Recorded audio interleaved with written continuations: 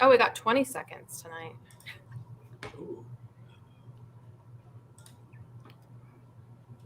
Hi, everyone. Welcome to this week's Roundtable with Joey's Legacy. I, of course, have with us Scott Fine, who is the founder of Joey's Legacy.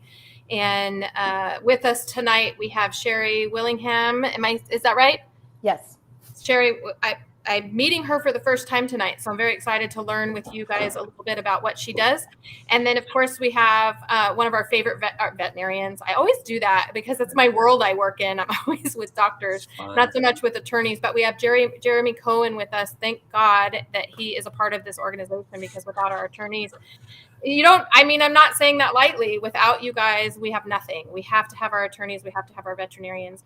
We did have Dr. Dim was going to be here tonight, but he fell ill. So he sends his apologies for not being able to be here. But he puts so much time and effort into this organization on a regular basis. I think we can cut him some slack a little bit. So Dr. Dim, if you're listening, we're going to cut you some slack. But we're going to kind of move forward. We have some questions that are coming in. But Jeremy, I'm going to start with you just because I always ask some of the same questions, but it's because we get different listeners every time we do one of these roundtables. So before we get too deep into it, I think there's almost always, when I speak with pet parents, some confusion as to what veterinary malpractice, which is what we're going to be talking about tonight, of course, because that's the whole reason Joey's Legacy exists. But a lot of times people think, I've had this happen where people, not necessarily veterinary malpractice, but even to the groomer, they come in and they say, I didn't see this. And so then therefore it must have happened in your shop. So can you explain before we, in case people have questions, they understand a little bit. I know I've had you do this before. You give fabulous explanation of what veterinary malpractice is. Okay, let me try. And now I'm going to add a third element to it. Awesome. See? Called a bailment. bailment. And we all engage in bailments all the time. Anytime you ask somebody to watch your property, if you bring your automobile to the shop, if you bring your dog to the groomer, to the vet, it's a bailment. I'm trusting you with my property. And when I ask for it back, or when whatever we're working on is finished, you give it back to me, and I expect it to be in the same or better condition. And we've often been told by veterinarian attorneys, oh, you can't argue bailment. And the thing about a bailment, and a bailment, the same definition throughout the country, but it's probably interpreted differently in the law. A bailment means that the person who has the dog now has to explain what happened. They have to show that they may not be able to tell you exactly what happened, but it's on them. The burden shifts from me having to prove what happened to them showing, look, we did everything we could. We don't know how this happened. You see it a lot in boarding facilities. When you bring your dog, you pick it up, your dog's limping, and the boarding facility says, don't know what happened, but we know it happened on your watch. So that I don't have to prove it. You have to show me that you did everything you could to prevent it. And so that's an argument for what veterinarians could be liable for. And some of them actually have insurance that has bailment coverage. A lot of vets and their lawyers don't like a bailment because it's easier. It's easier to hold them accountable. And in some states, it's just excluded from veterinary cases. But your question is, what is the difference between, so we have a bailment, and that's sort of a contract, an agreed upon contract. You're going to watch this and keep my property good. Is that something that has to be signed between the pet parent or is that just kind of a... It's inherent. It's inherent. In fact, you don't even need to pay the person to oversee your property, to watch over your property. It's like a pet sitter. You don't even have to pay him, but it's an implied sort of part of the contract, whether it's written or not. Okay. And but then getting back to just vet negligence versus veterinary malpractice, any one of us can be liable for negligence. And negligence is, I was driving down the road and I hit a dog. Well, my duty is to everybody to make sure I'm driving safely, and I hit the dog, so I'm negligent. But I didn't do anything. So I didn't do anything that the rest of us aren't held to the same standard for. And what that means is if you bring your dog to the vet, or in the cases we've had, you bring your cat to the vet and the cat jumps out the window or the dog runs into traffic before the vet even gets to working on the pet, that's negligence. They had a duty to you to take in good care of your pet.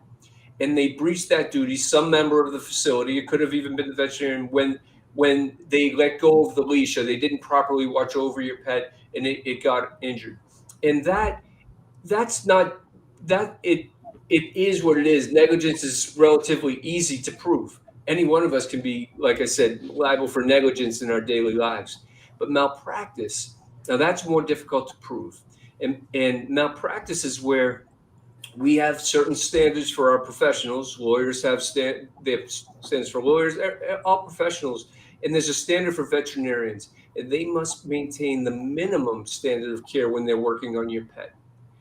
And so just because something happened to your pet while it was in surgery or under the care of the veterinarian doesn't mean that veterinarians committed malpractice. Now we have the burden as the pet owners to prove that the work they did fell below the minimum standard of care. As long as they maintain the minimum, which is not very high, then they're not going to be held responsible. So bad things can happen, and it could be that they're not held responsible. We have two of these now clear cases of malpractice are we have sponges left behind after surgery. And these sponges have been left behind for 2 and 3 years. People trying to figure out what's bothering my pet. And another vet does the right exams and finds that, well, that's malpractice. You left a sponge in. And that's nice and relatively easy to prove, right? Versus a misdiagnosis, which are tougher. Long answer this time. I don't know if I captured it as good as I usually do. No, it's perfect. I love your explanations because it's a problem when we're trying to, Scott will get to the bottom of these so we can get the laws changed. So we have to weed through the ones that are, and I hate to say this because believe me, I've been a victim of malpractice and I've watched it happen. But when emotions get in the way, sometimes it can get us off track because people want to, I think in general, people want it to be someone else's fault because if it's not someone else's fault, then they have to put the blame on themselves. So a lot of times they want it to be the veterinarian's fault, and sometimes it's nobody's fault. So we have to know the difference between that. And the standard of care is what we talk about a lot on this show, is the standard of care.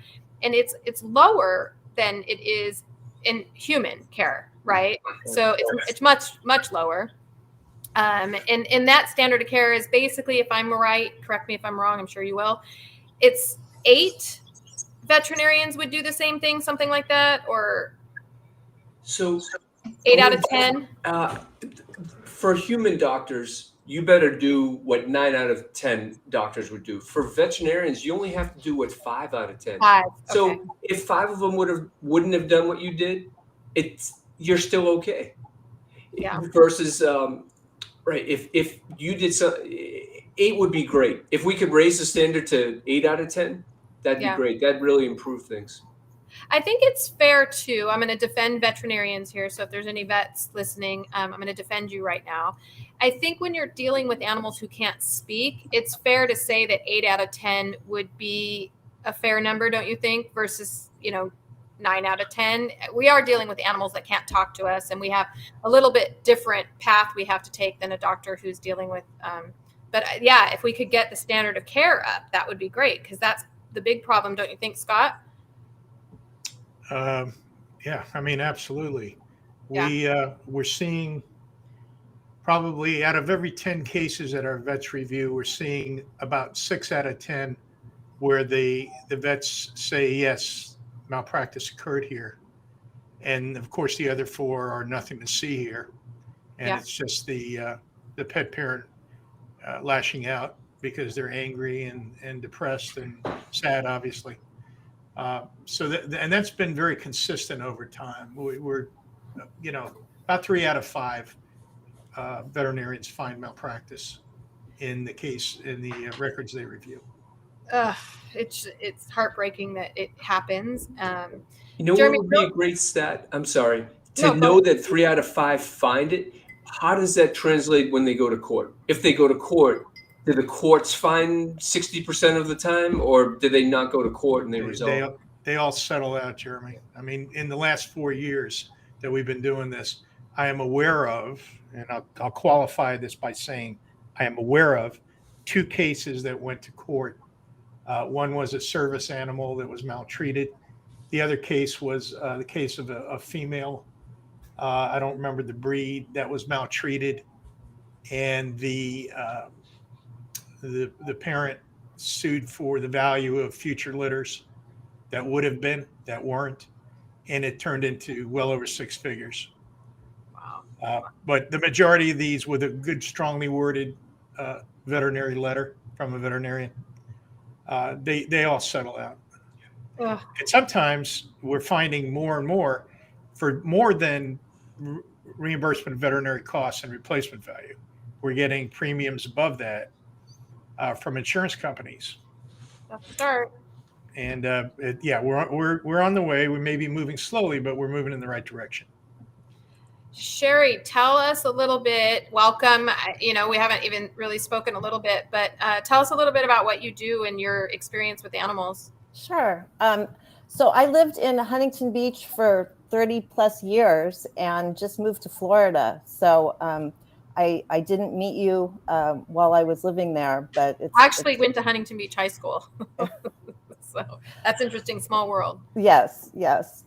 I actually started in the natural products world about 15 years ago when I had health concerns that were not being resolved with the traditional conventional medicine and treatments. And so I found these natural products. I started using these pharmaceutical grade essential oils, and I really empowered myself away from the doctors and the pharmacies and started taking care of myself that way with the oils.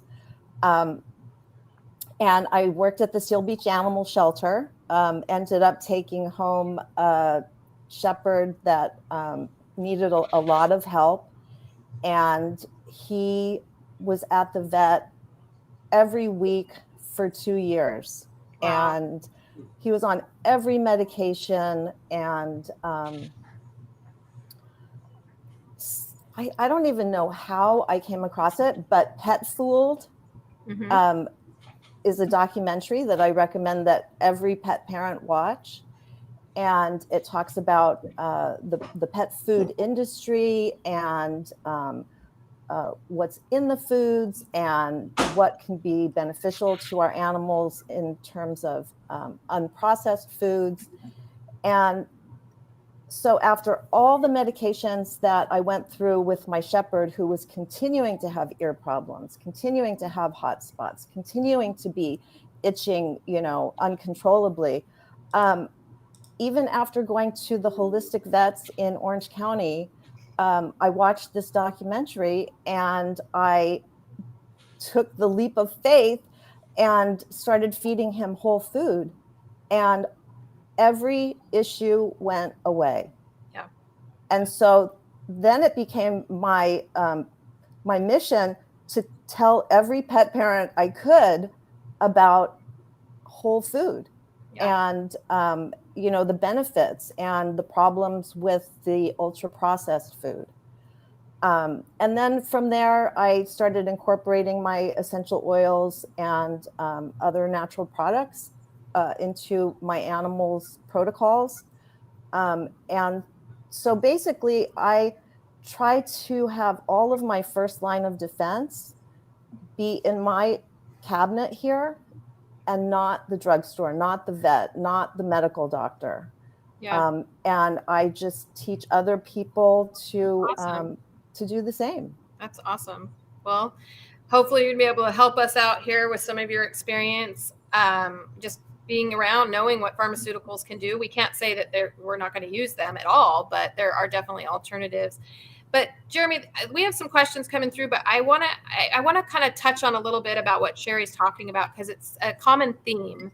And I don't know if it's a legal thing, but I find it interesting that veterinarians are able to sell. Like, I feel like if I went to my doctor and he sold McDonald's in his store and he kept telling me to eat McDonald's and McDonald's kept making me sick, I feel like that's some kind of I don't know if that's malpractice or what it is, but when we look at veterinarian hospitals who are linked together with big giant manufacturing companies, and they sell you the food and then the drug that goes along with the food. Let's use diabetes, for example, very common theme that happens within veterinary medicine. They sell you the diabetic food and the insulin to go along with it. Is there something in that would be considered malpractice? Or, I mean, I know it's the standard of care, so I guess it's, 8 out of 10 vets would say, here's your Hills and your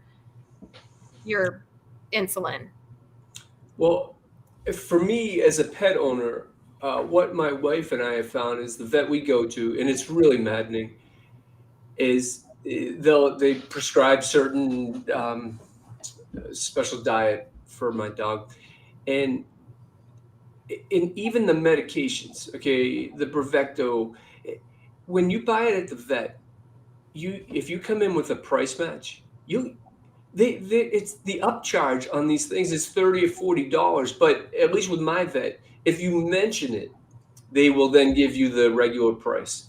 And my thing is, why can't you just rip me off unless I don't know? Right.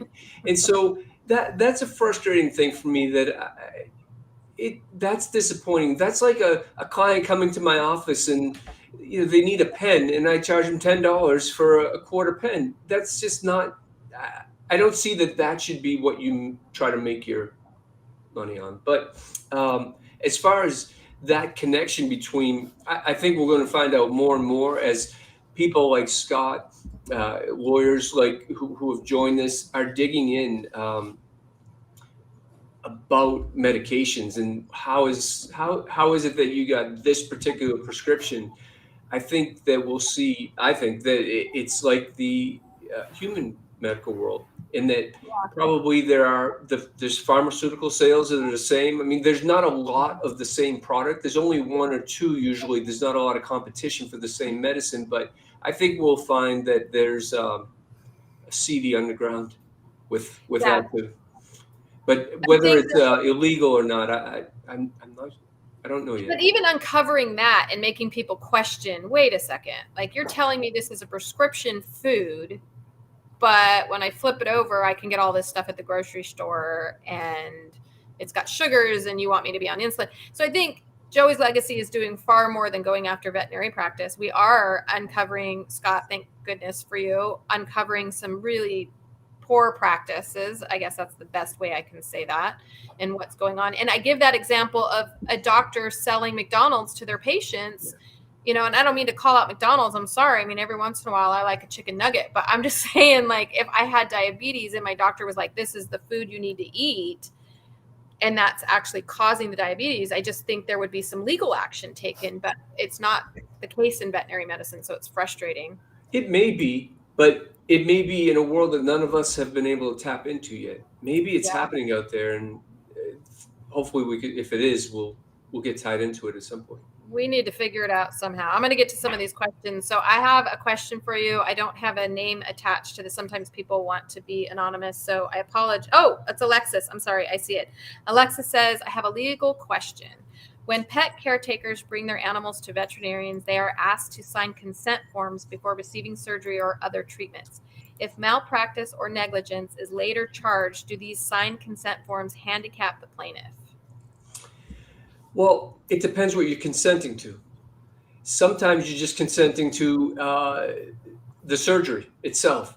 Sometimes you're consenting to the type of anesthesia. And I've seen where people have consented to anesthesia only to find out that an epidural was used. And that's a separate consent form. And so that's a problem. Read the consent form. Sometimes, especially with dental procedures, this is where a lot of complaints come from. Especially on the smaller dogs with the dental procedures, the doctor's not going to know until he or she gets inside the mouth how many teeth actually have to be pulled. And I'm sure there's a consent form that says that if we need to, while we're in there and the dog's under anesthesia or the cat, we're going to remove And I've had people say they took out 20 teeth. Now my pet doesn't have the teeth. But that's where I see a lot of problems in the dental area. And I also see, and I've said this before, that's where, especially the smaller dogs, they're losing their eyesight. They're getting their nasal cavities punctured. Their eyes are getting punctured behind because it's just such a small area to work in. But a consent form doesn't mean you're waiving your rights to pursue an action if the doctor or the facility doesn't act within the scope of what you expect of somebody at that level. And even I have a case now where we're saying, well, just because you warn them that a spay could go awry and scar tissue could be left behind or something, just because you warn them about that, does that mean you're not still responsible for it? And that's a question that we're kind of wrestling with now. So I'm not too scared of the consent forms. And I'll tell you when it's great is when they don't have one, or they say they have one and they can't produce it. That's a different realm of procedurally. They have not treated the client properly because you don't have the actual consent form. You don't have it. I think as a pet parent, I would caution, or as a person in the industry, I would caution pet parents to make sure you read those very carefully, because like Jeremy is saying, it depends on what, like sometimes that will just say you're giving consent to use anesthesia, but it's not telling you about the risks of anesthesia. And so it's not really a very strong consent when it just says, I'm giving this veterinarian, the authorization to use anesthesia.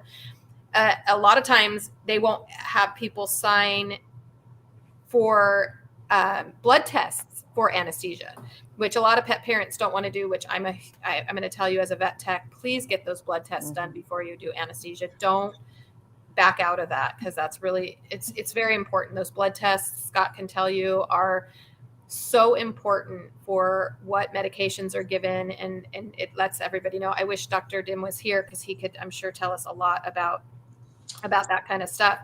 But yeah, those consent forms, they're not really, it's weird, because on one side you don't want to sit in an office and read I have consent forms people have to read, and no one reads them. But if you find yourself in a situation, especially if you get that consent form later and think, oh my God, if I would have known that, I wouldn't have brought my pet in there. So here's an example of these consent forms. Because sometimes they can be a waiver of liability. And we have a case at a boarding facility, a grooming facility, and turns out the pet owner signed something saying, we won't hold you liable if anything happens to our dog. So then that's an example. The dog couldn't walk when it got out. Can you really do that? We just have our dogs so you can waive. I'm not responsible for anything. And the owner of the facility is hiding behind that. But yeah, she's also angry because her insurance company is like, well, we're still going to pay. We're still going to pay. Yeah. So just because they say you waive all your rights, if anything says that you'll never come back at us, sometimes they work, but I think a lawyer can penetrate those. Yeah, it's really hard, because people know I own a business and I own a boarding facility, a grooming place, and I have these consent forms that people, sign, and they're there to kind of open up conversation for me, really, is what I want. And I don't even, now I do orientations, so I go over it very clearly with groups of people, and we go over what it means, and so people have a clear understanding that when I say that I'm not responsible in my consent, if your two dogs are playing with each other and one dog bites the other dog, I'm not saying that I would totally just walk away from it and say, too bad if half my staff left for the day and left your dog back there. That's negligence to me. Right. But if two dogs are playing together and one scratches the other, that's the risk you took by putting your two dogs in there to play together. So it's kind of hard to have these consent forms that kind of cover every single situation. So I think a lot of times they're very broad consent forms I don't know. You would know better than I do. I only know mine. As a business owner, you should have them. Yeah. I mean, as a lawyer, I think it's unethical if I put in there, hey, if I don't do everything, or if I forget about your case and we miss deadlines, I'm not going to be responsible for that. Okay. You're not going to sue me, and you're agreeing to that. I know that we couldn't do something like that. So why should other people be able to? I can't imagine that those would hold up in court. I've seen those before where they basically say that they're not responsible for anything. And I can't imagine those would hold up in court. It doesn't give you free reign to do whatever you want. And that's the number one example, first day of law school contracts class, they used, because we've all done this, gone to a baseball game, and the back of your ticket, or whatever it is you're using for a ticket now, says, we're not responsible if anything happens to you. If you get hit in the head with a ball, the stadium, the team, they're not responsible. And that's what it says on the ticket. But in reality, they act as though they're responsible. It's because certain contracts, it's called a contract of adhesion. It's so unbalanced and unfair because you didn't even get to contribute to it that nobody's really looking at that and going to not go to the ball game because they waived their right to pursue it if they get hit by a ball or bat. Yeah. So just because it's written doesn't mean it's effective. So here's a question that just came across from Judy. She says, I've seen a consent form that gave the veterinarian permission to use any photos or videos of the client and the pet, whether the client was aware they were being recorded or not. Is this legal? Well, I can compare to what I do, and I have to have a specific clause in my fee agreements referencing the particular professional rule that I operate under, where I can use a pet's likeness and the pet's name and the story of the pet, but I'm not revealing who the client is. And people can say, no, I don't want you to do that. But I think for the vet, but it sounds like the consent was in there from the question that the vet got the consent. Judy, if you could type in a little bit, because it says that the veterinarian permission to use any photos or videos of the client and the pet, whether the client was aware they were being recorded or not. But if you're signing consent, I think what they're saying is you're walking in here, sorry, I foster kittens, and they're driving me crazy right now. So that's the great thing about being a pet lawyer. You just don't know what's coming across the screen every once in a while. Sorry. Right? And I have 3 of them running around here that I bottle fed, and they're deciding they know how to run around the house now. So they're into everything. But yeah, once you sign, so that consent, you should be able to say, I don't want my recording being used for anything. She said she never signed it. And then they used, so Judy, just so for clarification, you never signed it. Did they then in fact use your pet for, I'm guessing, maybe social media or something that you don't want? We'll get the answer. Yeah. That'll come across in a few seconds, so we'll find out. But I think that's what you need to know, right? Is that what ended up happening? And that's interesting because that's not malpractice. That's not negligence. That's not bailment. That's a completely new action that you would have against the vet. Almost like an invasion of privacy type action, whatever's called in your particular state. Yeah. Separate from all the other things that we've been talking about. It's one more way that they can get in trouble, I guess. Well, that's interesting for me as a business owner, because I actually do get a little concerned about that, because we have live video that we have running, and I kind of never really considered that people wouldn't want their dogs on video, but now I'm even contemplating, oh shoot, I guess I better probably ought to get that covered. But we'll see what Judy has to say if that's what ended up happening. I don't know if it was something for surgery. There's a couple of veterinarians that do their surgeries live. Have you seen that? No. Yeah. I love watching it. So, but that's just me. But they do the videotape the entire surgery live. That brings me to a question for Sherry. What do you do if it turns out that you need to go to a deeper level of care for your pets, like a surgery? Well, I actually have had occasion to do that twice in the last 2 weeks. I have a 13-year-old shepherd who is losing mobility in her hindquarters. And I have a 10-year-old boxer pit mix that came down with something the last couple of days. And so I go to the vet for diagnosis. I go to the vet for consultation. And, it can't just be any vet. And I don't normally talk to them about what I feed because I don't need their input. I know what they're going to say. They're going to say, fresh food will kill them. You say that. It is laughable. No, but they do. They do. And so, that's not a conversation that I need to have with them.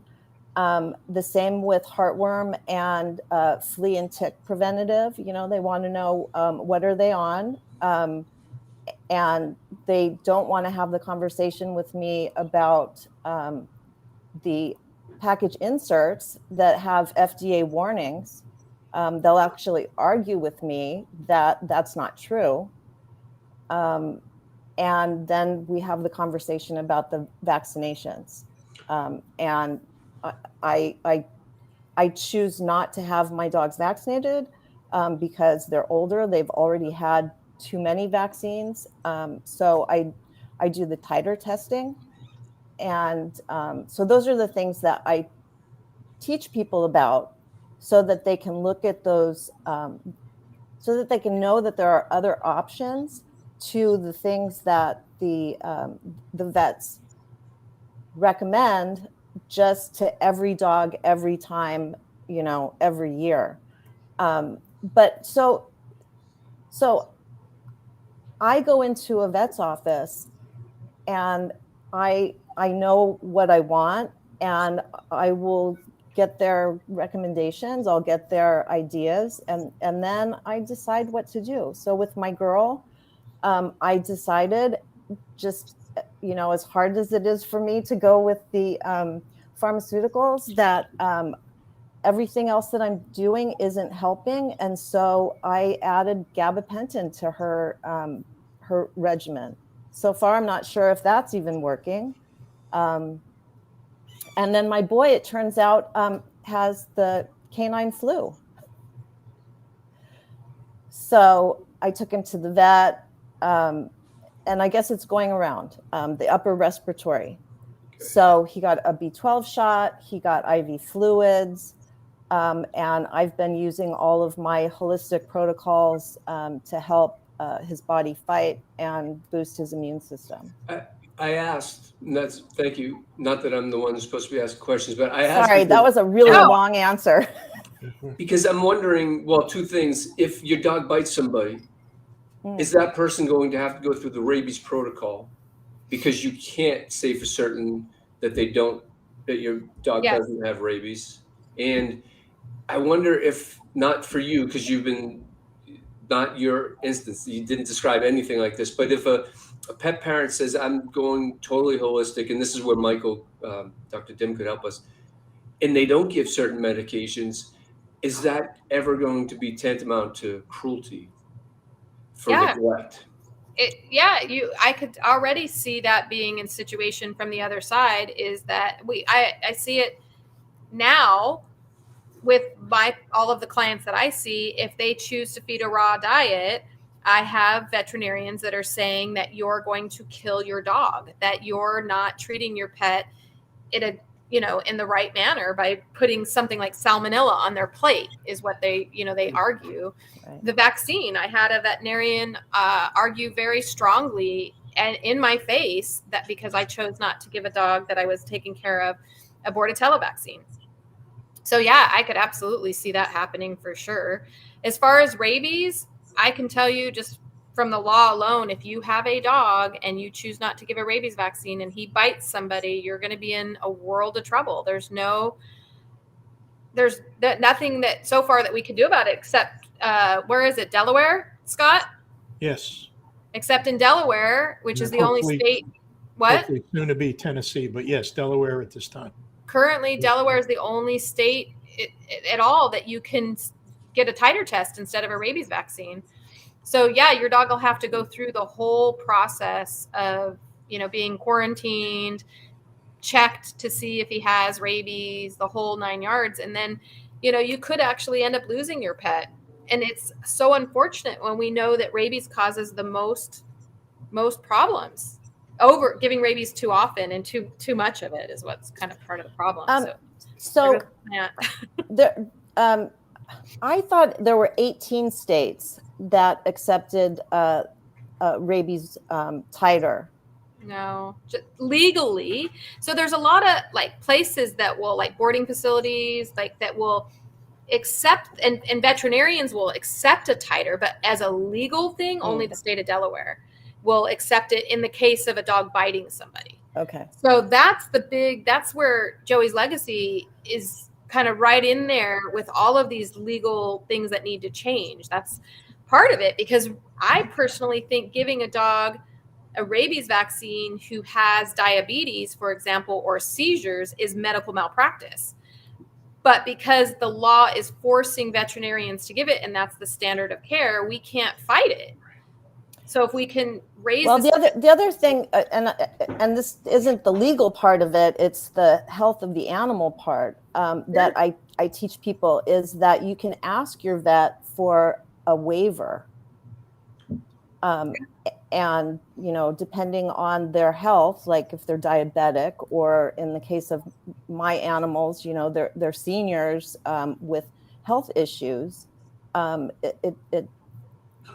it's not in their best interest for their health to be vaccinated with anything.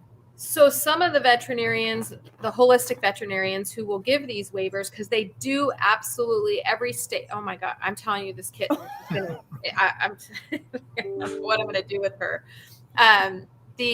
Some of the veterinarians, legally, veterinarians can have this waiver where the animal is sick, it has cancer, it has whatever the medical issue is, and therefore is not in, because it says right on the vial that the pet has to be healthy in order to give them this. So, but the problem is that if vets give out too many of those, they get kind of on the watch out list, because the board doesn't want veterinarians not giving rabies vaccines. So you have these holistic veterinarians that are very cautious with how many of these waivers they give. So it's a battle that goes on and on and on. I don't know. Robin, Dr. Canizero, she says, do rabies titer, and many states accept a veterinary letter of exemption if they are not healthy enough to receive them. Rabies vaccination should not be given to a pet not healthy enough to receive it. I don't know if that was a question for Dr. Canizero, who's not with us tonight, or if Dr. Canizero is saying do the rabies titer. I'm sorry, the question isn't real clear, so I don't know what to say about that. But I think that you should get the titer as much as you can for boarding facilities and daycares. Oh, it is Dr. Canizero that said that. She says, get the rabies titer in many states accept veterinary letter of exemption if they are not healthy. So that's another thing that I talk to people about, because these are all things that I didn't know. These are all things that I learned through my journey. Vaccinations should not be given to an animal that is sick. Yep. And I didn't know that. And, you know, a lot of the harm that's coming to the animals from the vaccinations is because their system isn't able to handle it. Right. But the problem, like we're talking about the standard of care, the veterinarians, most veterinarians think, Dr. Canizero and I talked about this in the last roundtable, you can walk in. I just had a client walk in to her vet hospital and say, I think my dog had a seizure. These are the symptoms. And the veterinarian said to her, well, since it was only one, let's wait and see if there happens to be another one. But in the meantime, while you're here, your dog's due for a rabies vaccine.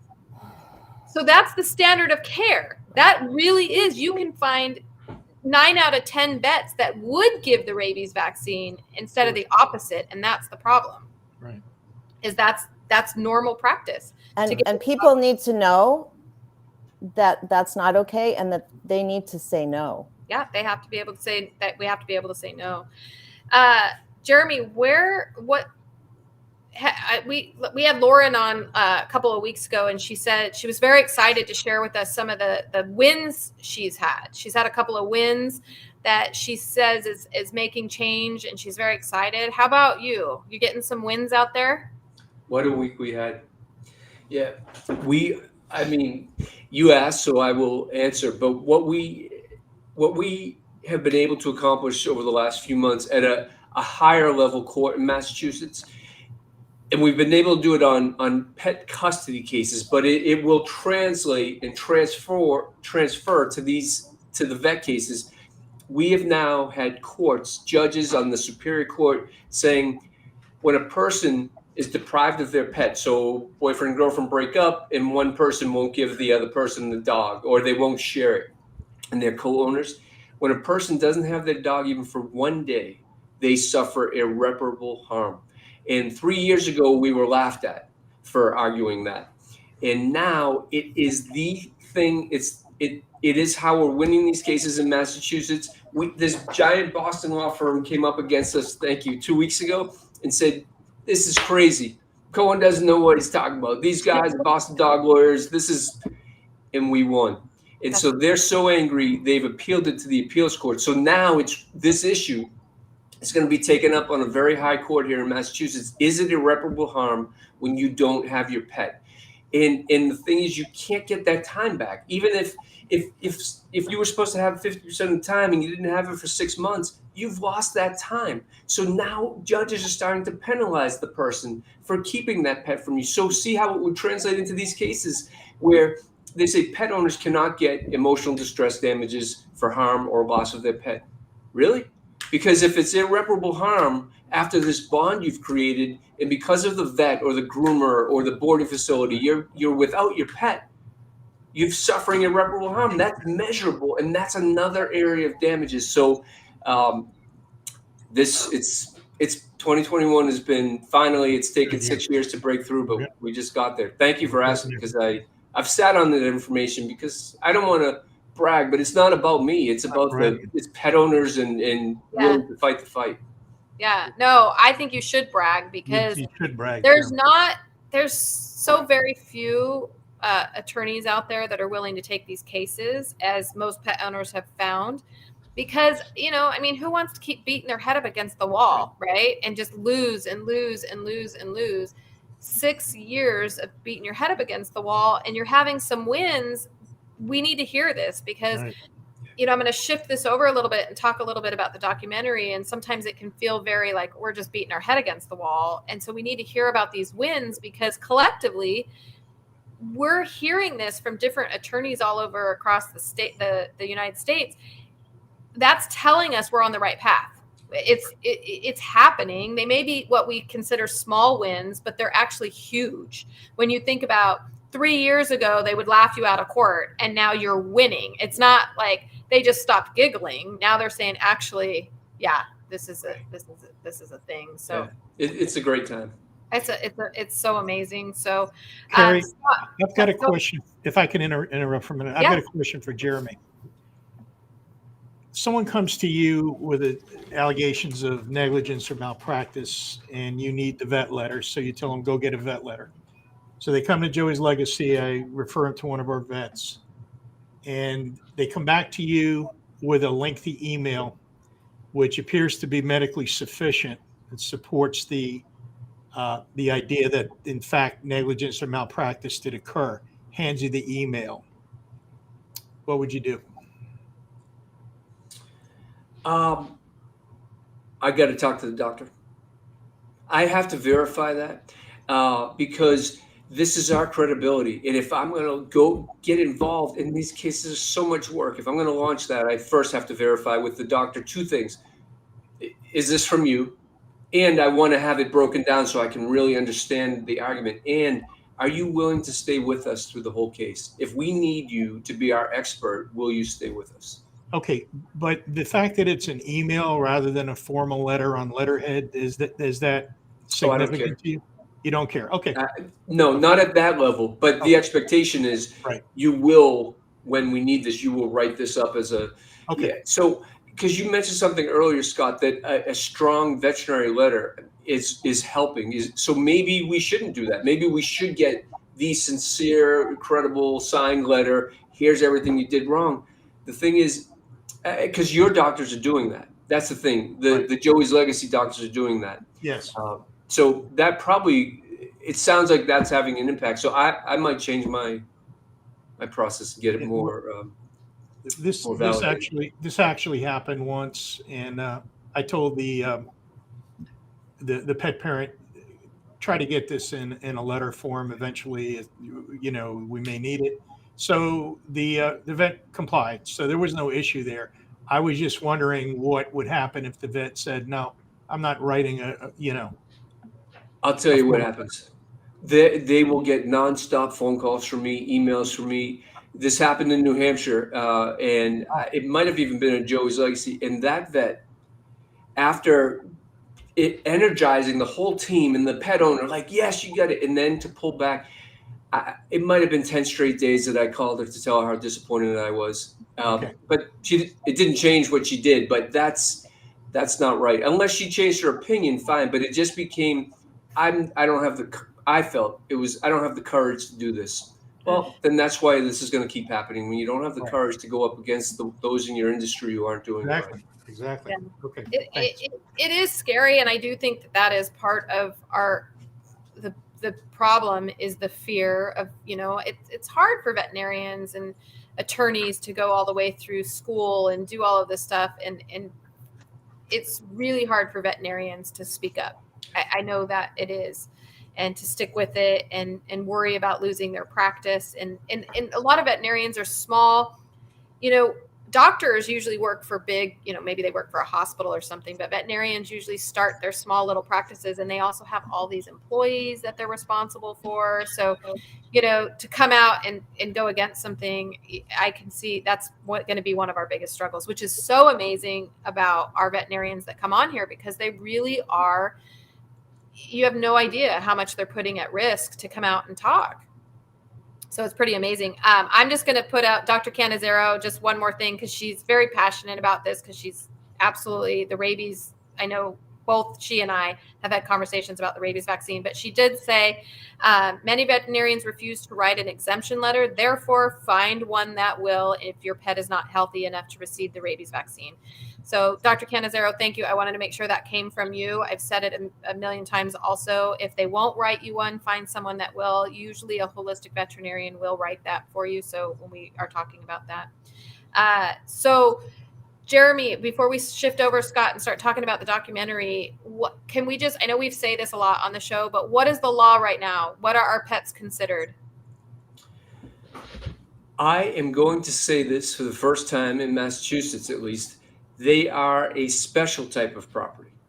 They're not an inanimate object anymore. And the last 4 decisions we've had, so I can say they don't have standing to file a case on their own, but they're more than an inanimate object. But that's just in Massachusetts, as far as right. you know. And we're actually behind. I think places like Rhode Island, Tennessee, Delaware, Washington State, even Alaska, they might be ahead a little bit. Okay. In New York, they're a little bit ahead. But nobody has come out and said, under the legislature, here's a new law, pets are to be considered like, 8/10 of a person or something. We're not there. We're not there. But we can see it happening.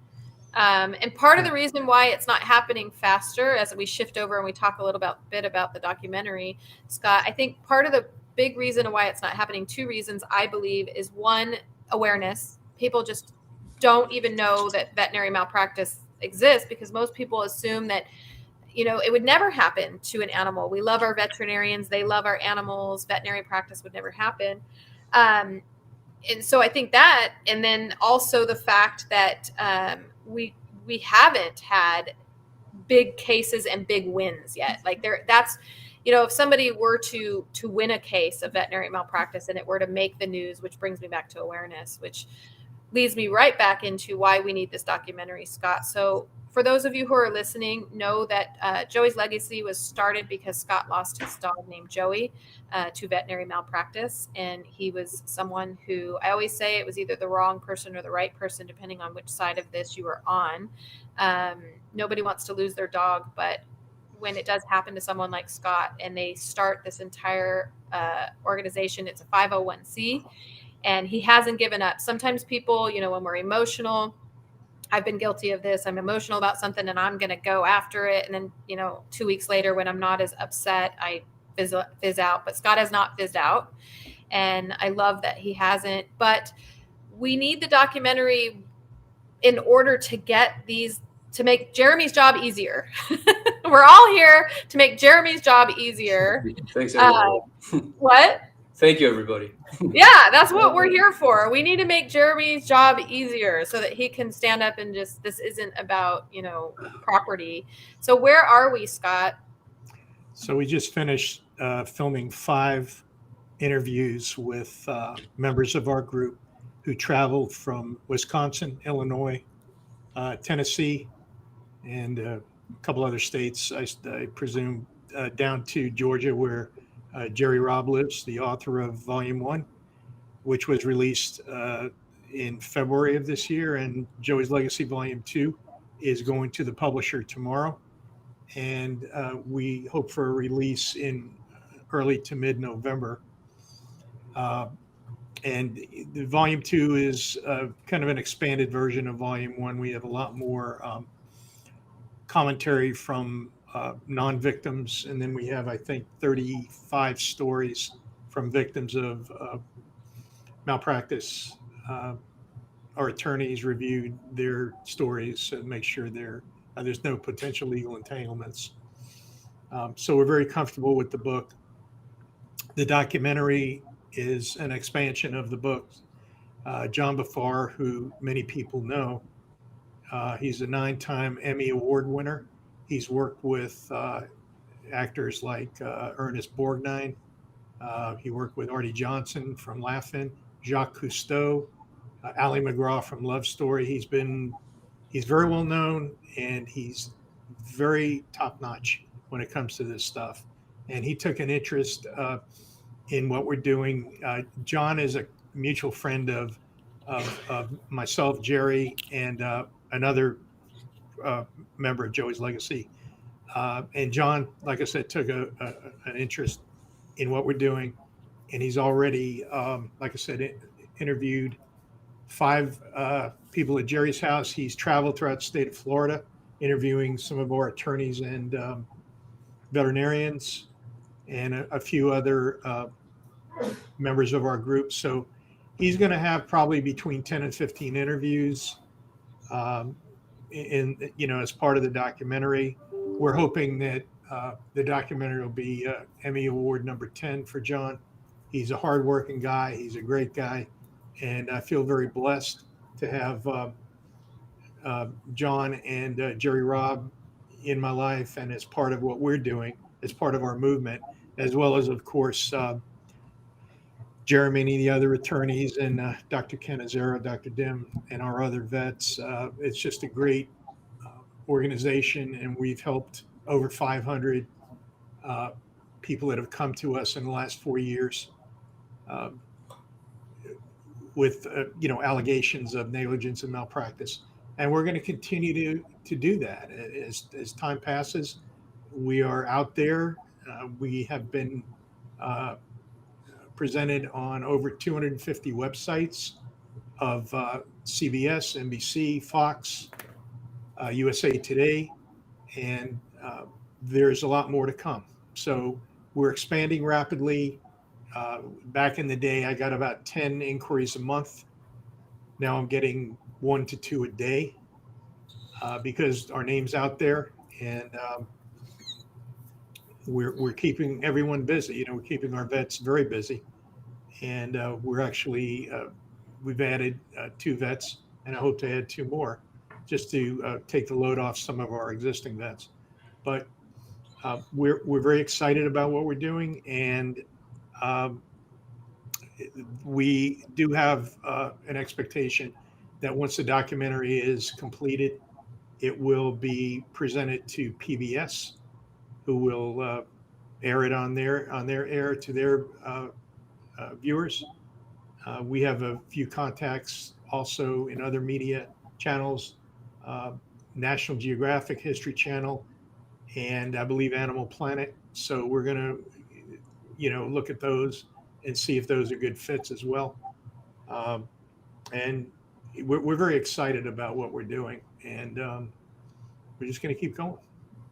I think that the documentary is what this documentary is going to do for the pet industry is very similar to what Sherry had mentioned about with the documentary on Pet Fooled and what that did for the pet industry. And it's important for a lot of reasons. But one point I would like to point out is I think that this documentary has the capability of also making veterinarians think twice before they do something.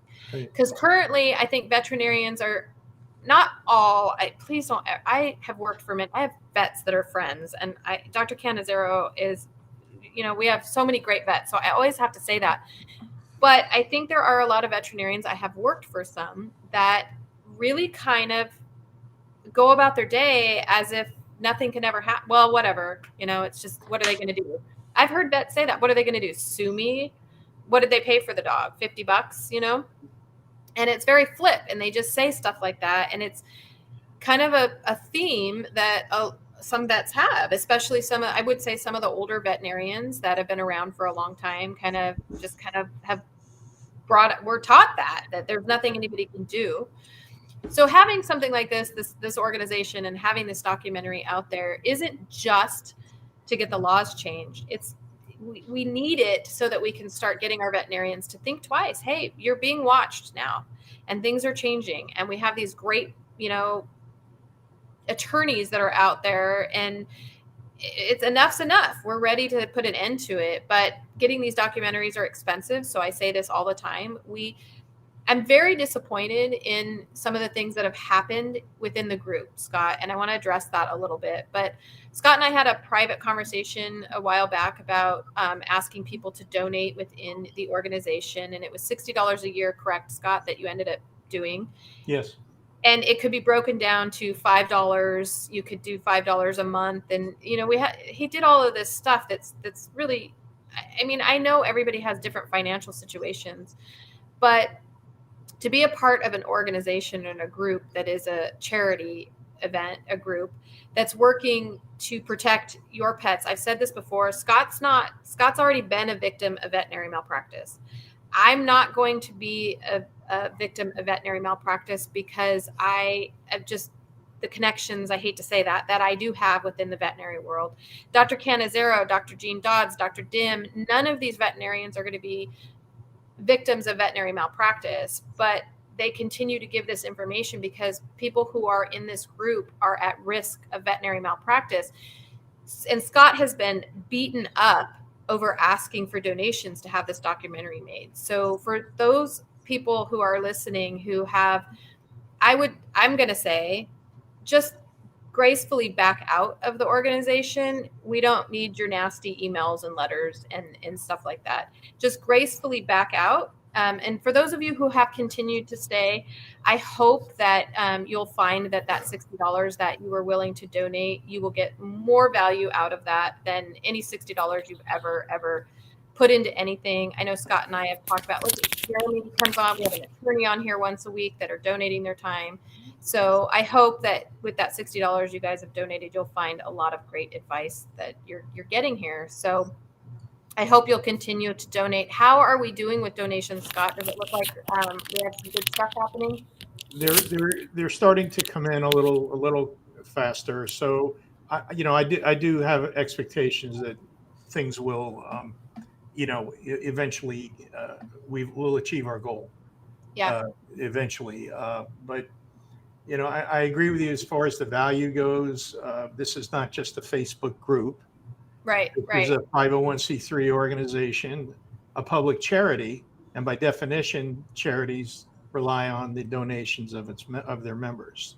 Right. So, and when we don't put demands for high dollar donations, we're trying to make it as easy as possible. Can you donate $5 a month? And I've even, Carrie, gone as far, you may not agree with this, but I've even gone as far as telling people, hey, if you want to stay in this group, if you like what we're doing and you want to stay with the movement, okay, send me an email. Let me know that you're having financial difficulties. You can't afford $5 a month right now. I'll work with you. We have donors that have donated more than what they were supposed to. And some have said, use this for people that can't afford the $5. So I'm happy to do that. Yeah. But, No, I think that's great. But I also I think it was time.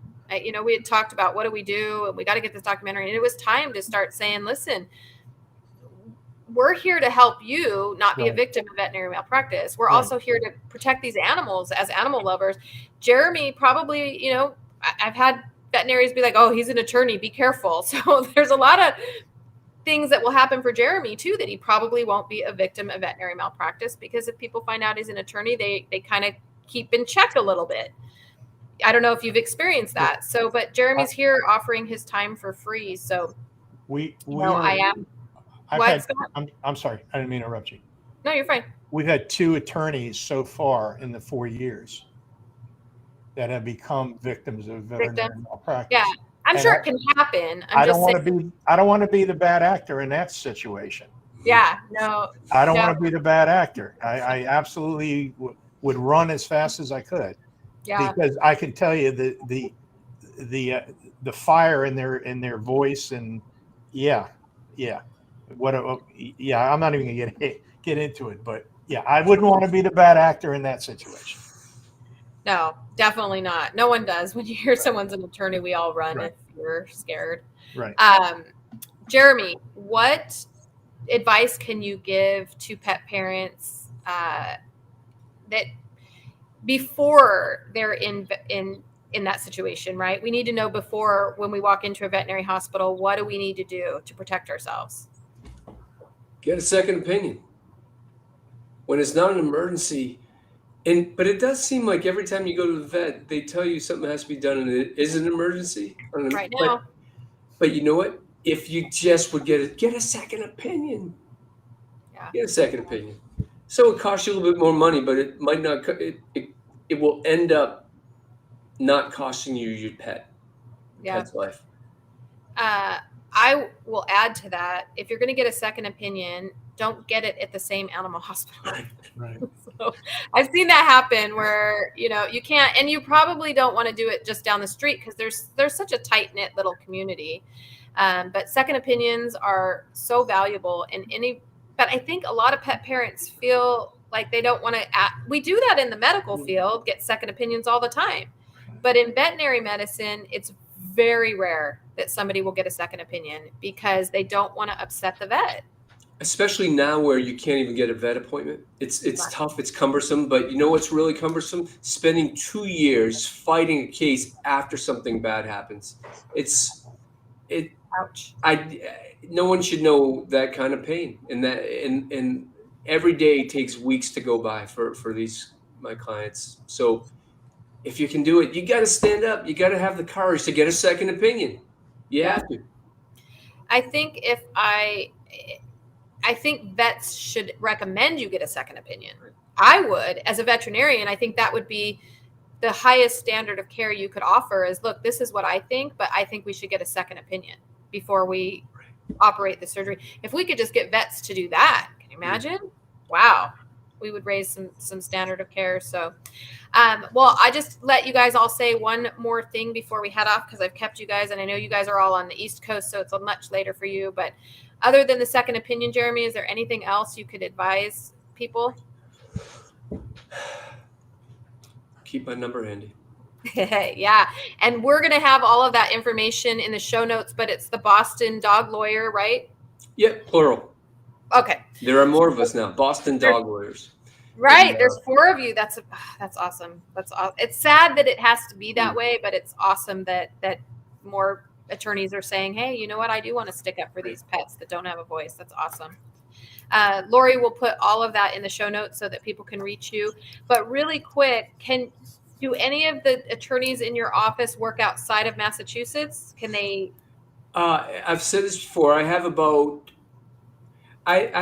probably 30 states where, and I do get people from Joey's Legacy who say, I know you can't take my case. I'm in New York or whatever state. And if I have somebody, I will email you who I know does the same type of work in another state. Okay. So it would behoove them to contact you no matter what. Yeah. Okay. Yeah. I don't mind putting in a little extra effort to say, you might find that this person can help you in whatever state. Okay, perfect, Happy to. perfect. And again, Lori will write all that out. It'll be in the show notes, so you guys can contact Jeremy with all that information.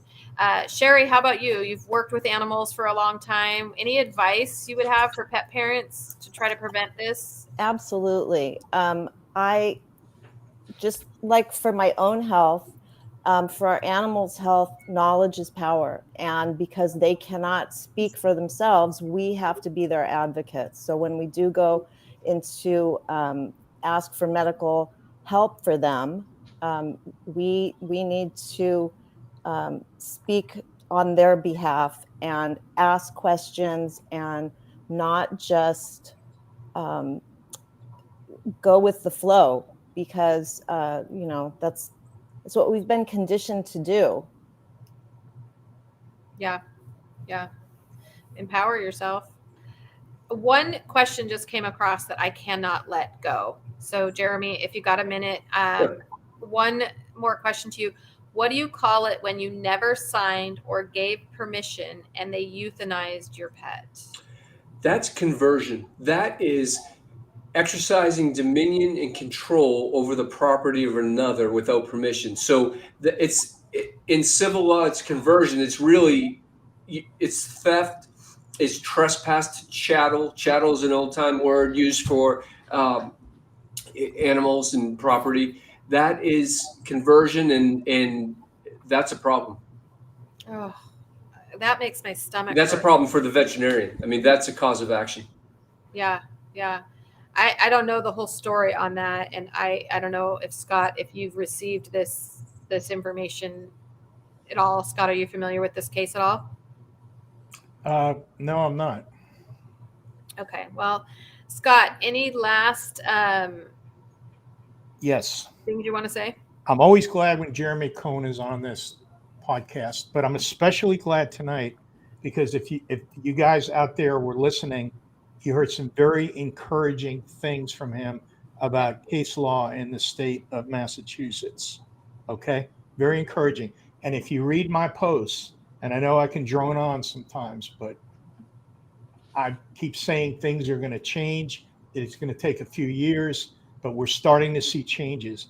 We're starting to see settlements in excess of what the law allows.